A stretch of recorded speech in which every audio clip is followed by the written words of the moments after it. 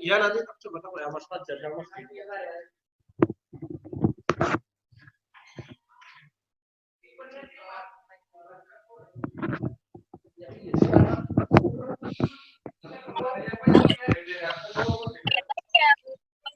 Oke, bisa dimulai sekarang ya.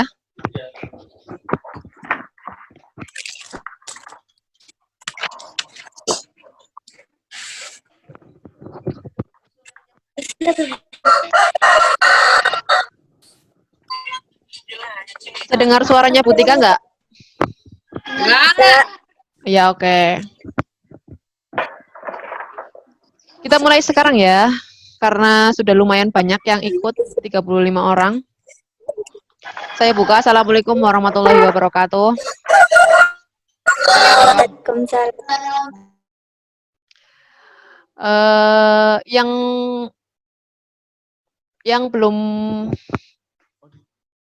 Yang belum pernah pelajaran, maksudnya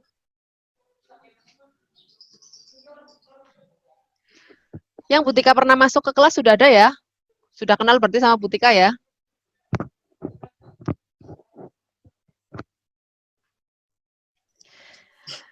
Ya, langsung aja Butika mulai.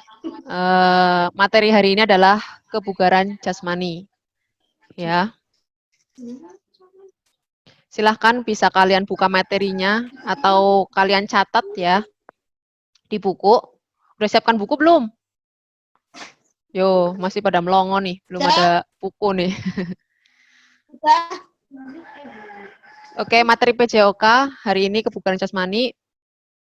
Sudah pernah ya kebugaran jasmani waktu kelas 7? Ya, sudah pernah.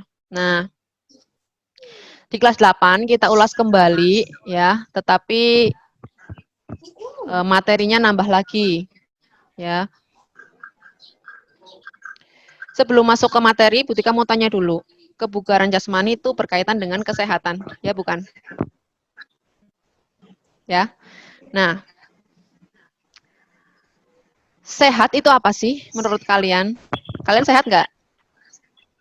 Sehat. Ya, sehat. Sehat ya. Sehat. Nah, kalian sehat. Sehat itu apa? Kalau Butika tanya, kalian sehat. Sehat itu apa?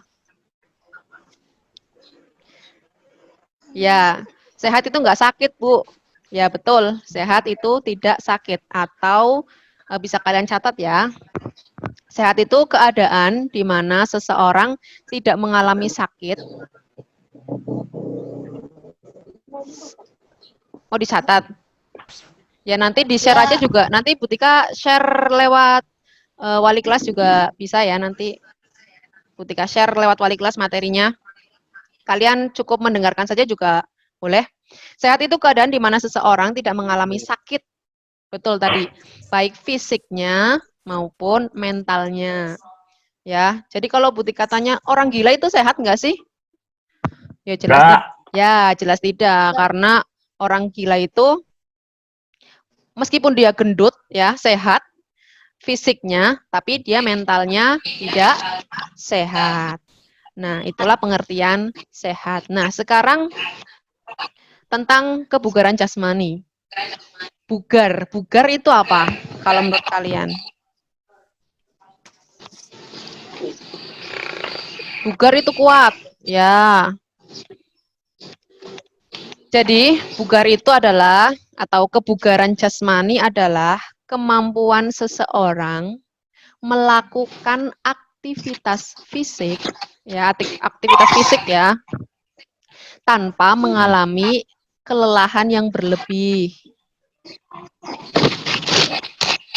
Saya ulangi, kebugaran jasmani adalah kemampuan seseorang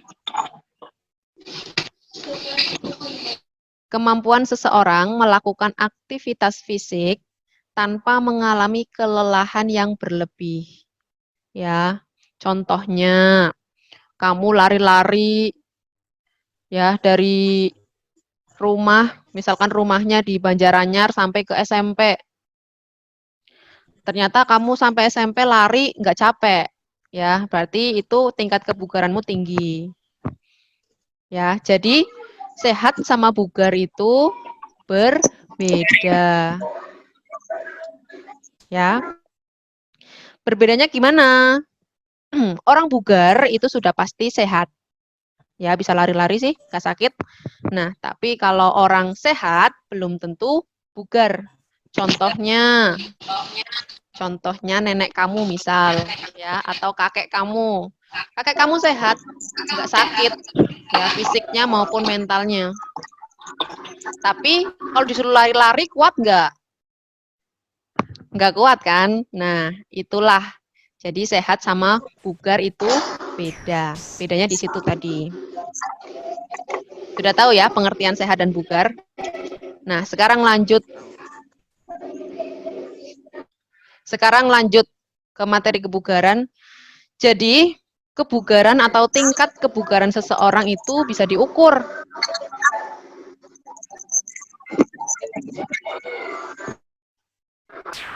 Coba yang suaranya masih keluar ditutup ya. Nah, tingkat kebugaran seseorang itu bisa diukur. Ya, ada ukurannya. Gimana cara mengukurnya? Yaitu melewati tes kebugaran. Seperti yang sering kamu lakukan di sekolah kalau penilaian kebugaran itu ya. Ada push up, sit up. Nah, itu masuk dalam tes pengukuran kebugaran seseorang. Nah, tes pengukuran kebugaran seseorang itu ada 5. Ya, yang pertama adalah tes daya tahan.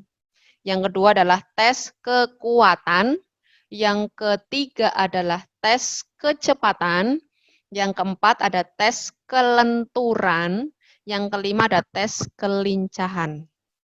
Nah, untuk tes daya tahan sendiri ya, contohnya gimana sih untuk tahu seseorang itu daya tahannya kuat? Nah, caranya adalah contohnya dites dengan lari jarak menengah atau lari jarak jauh. Pernah kamu melakukan tes lari jarak menengah atau jarak jauh? Ya. Saya rasa kalian pernah ya. Mungkin kamu lupa. Waktu kamu disuruh lari dari gerbang sekolah sampai ke tower, ingat nggak? Ingat ya? Nah, itu jaraknya 1.500. Itu adalah lari jarak menengah. Itu bisa digunakan sebagai tes daya tahan jantung dan paru. Ya, ada tuh yang sampai sekolahan, sampai gerbang lagi, nafasnya habis. Ya, ada yang masih sehat, masih bisa jalan-jalan, masih bisa senyum. Nah, itu berarti kebugarannya bagus. Ya, daya tahannya bagus. Itu yang pertama tes daya tahan. Yang kedua tes kekuatan. Tes kekuatan itu biasanya yang diukur adalah kekuatan otot.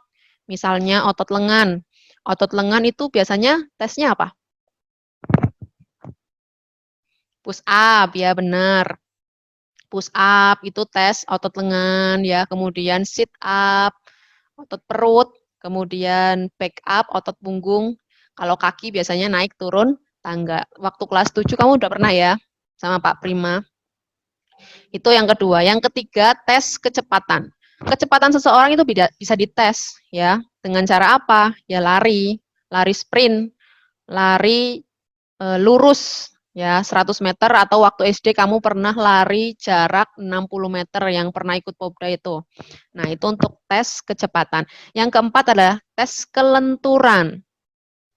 Tes kelenturan ya itu bisa menggunakan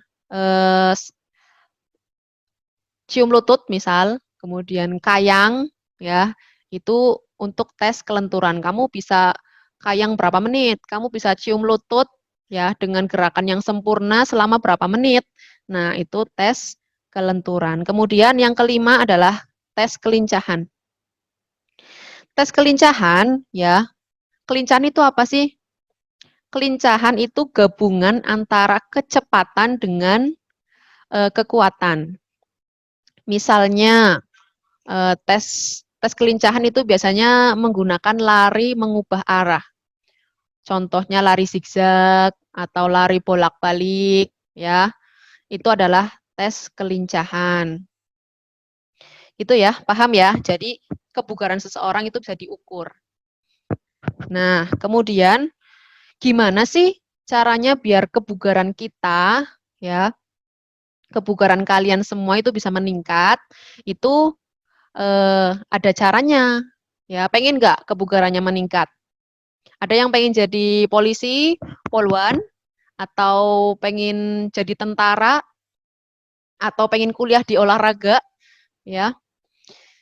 Itu kalau kalian mau masuk ke situ, ya, kalian itu biasanya dites, tes kebugaran. Kebugarannya dites, ya. Gimana kamu bugar atau enggak? Itu bisa dites. Nah, gimana sih bisa biar kalian bisa bugar, ya, biar bisa jadi polisi misal, ya. Caranya adalah melakukan latihan. Ya, melakukan latihan. Nah, latihan yang baik bisa ditingkatkan dengan melihat hal-hal sebagai berikut. Ya, ada 4 hal yang perlu kamu perhatikan agar latihan kamu bisa bermanfaat untuk meningkatkan kebugaran jasmani kamu. Yang pertama adalah jenis latihannya. Ya, kamu pengen meningkatkan otot lengan, tapi latihannya naik turun tangga, cocok nggak? Nggak cocok ya. Jadi, untuk meningkatkan otot lengan ya kalian harus latihannya apa? Push up, pull up, gitu ya. Kamu pengen melatih daya tahan jantung, biar kamu nggak cepat lelah kalau lari jauh ya. Latihannya push up, bener nggak? Ya kurang cocok, kurang pas ya. Itu yang pertama, kamu harus melihat jenis latihan yang akan kamu latih. Yang kedua adalah volume latihan. Volume latihan atau waktu selama kamu latihan. Nah, jadi untuk meningkatkan kebugaran seseorang, ya, untuk atlet dan bukan atlet, kamu atlet bukan? Bukan ya. Kalau kamu siswa biasa ya, bukan atlet. Itu berbeda. Ya, jadi kalau atlet itu untuk siswa dulu ya. Untuk siswa itu minimal latihannya itu selama 20 menit. Ya, 20 menit. Itu tidak termasuk pendinginan ataupun stretching atau pemanasan ya. 20 menit itu saat latihannya. Itu untuk siswa atau orang biasa bukan atlet. Kalau seorang atlet ya harus lebih dari itu. Begitu ya. Itu yang kedua. Yang ketiga adalah kamu harus perhatikan frekuensi latihannya. Ya, frekuensi latihannya itu 1 minggu kamu latihan berapa kali sih biar kebugaran kamu meningkat gitu. Nah, untuk kalian siswa bukan atlet ya, bukan atlet itu latihannya seminggu 3 kali. Ya, kalau atlet ya, kalau sesuai pengalamannya Butika dulu 1 hari bisa sampai 3 kali latihan. Pagi, siang, sama sore atau malam. Nah, itu untuk ukuran atlet. Tapi kalau kamu ya cukup 1 minggu 3 kali. Tapi kalau kalian Bu, saya sudah nih latihan olahraganya seminggu sekali. Masa saya nggak kuat-kuat Bu push up terus? Ya cuma sekali ya kan? Harusnya 1 minggu 3 kali. Gitu ya, mudeng ya kalau yang ini ya. Itu frekuensi latihan. Kemudian yang keempat adalah intensitas latihan. Nah, ini yang agak rumit ya. Kalian nanti buka di Classroom atau di-share di WA nanti materinya, kalian baca, ini Butika jelaskan dari sini. Barangkali nanti kamu baca nggak mudeng. Ya, intensitas latihan adalah tentang daya tahan jantung kamu. Ya. Cara menghitung intensitas latihan. Jadi kalau kamu latihan cuma sebentar, ya, itu tidak bisa meningkatkan daya tahan. Gimana caranya biar saya sudah 20 menit, Bu, latihannya atau lebih. Saya sudah 30 menit, tapi kok nggak naik-naik kebugarannya. Nah, mungkin intensitasnya kurang. Jadi cara menghitung intensitas adalah pertama kamu harus menghitung frekuensi denyut nadi maksimal. Denyut nadi ngerti ya? Ini hitungnya di sini. Kamu tahu denyut nadi di sini ada atau di leher di sini. Kamu bisa pegang, di situ ada detak jantung kamu tuh terlihat denyut nadi. Terasa ya di situ.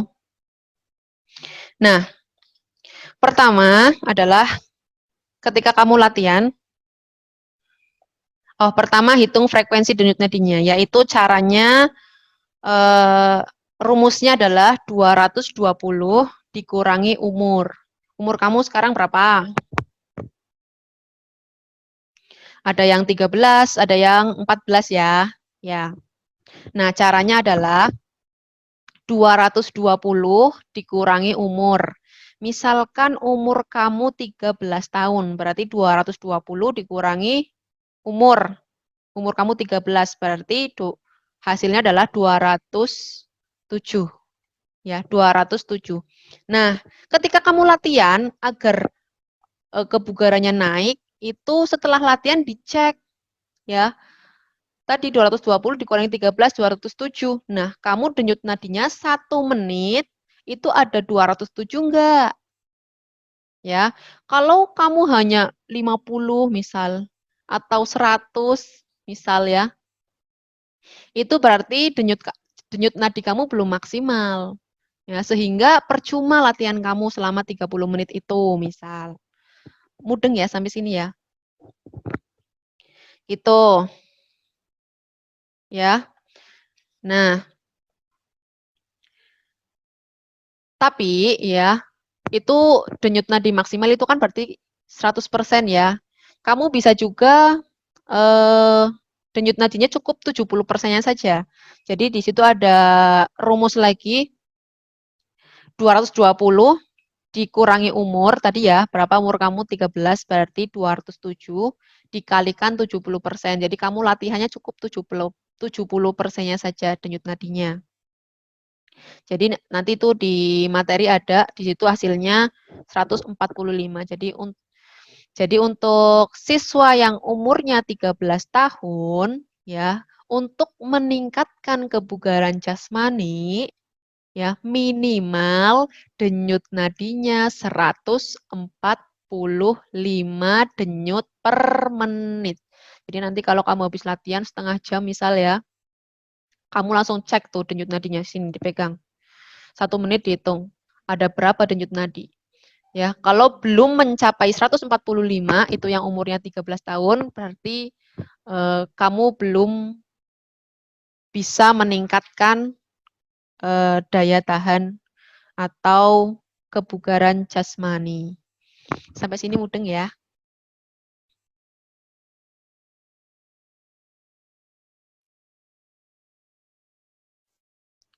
Coba barangkali ada yang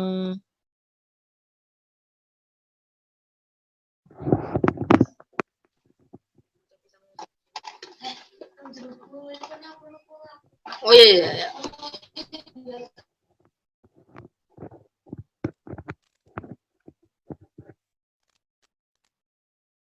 Tapi sana juga harus Oh iya.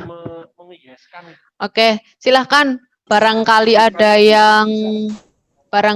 yang mau tanya, silahkan dibuka itu. Mute-nya di unmute ya. Coba. Ya, di unmute. Silahkan yang mau bertanya. Barangkali ada yang mau bertanya. Layarnya. Di layar pojok kiri bawah. Itu ada gambar mikrofon. Kan ada warna merah ya, silang. Silahkan kamu klik.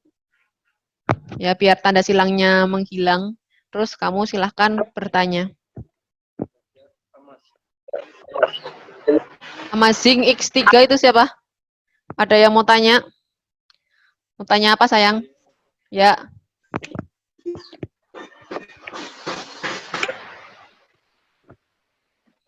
Siapa namamu kok Amazing?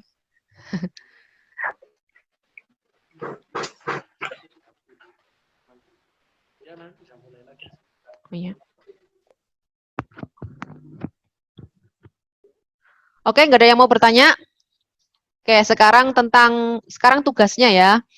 tugasnya kalian bisa lihat di classroom sudah diajarin Butika itu sebagian kelas Butika kemarin masuk di kelas A, kelas B dan kelas C. Silahkan kamu selain kelas itu tadi yang Butika masuk ya, kamu tanya ke kelas tersebut ya, gimana sih caranya masuk classroom ya, atau nanti kalian bisa unduh atau nanti Butika kirim lewat WA, kalian bisa kerjakan tugasnya di situ.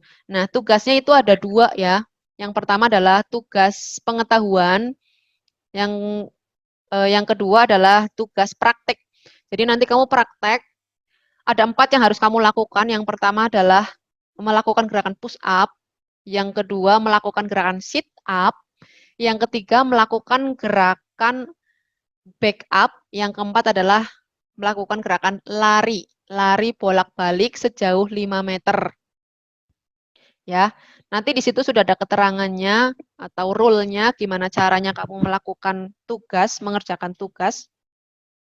Kemudian jangan lupa ya, di foto salah satu prakteknya itu, di foto nanti dikirim ke Pamul atau Butika. Untuk kelas 8A sampai 8F dikirim ke WA-nya Butika.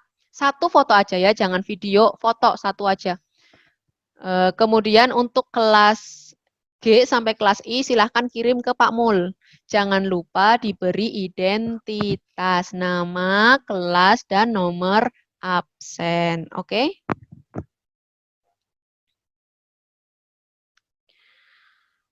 Oke, saya kira sekian ya dari saya Zoom hari ini. Nanti kalau ada pertanyaan silahkan WA ya. Saya akhiri. Wassalamualaikum warahmatullahi wabarakatuh.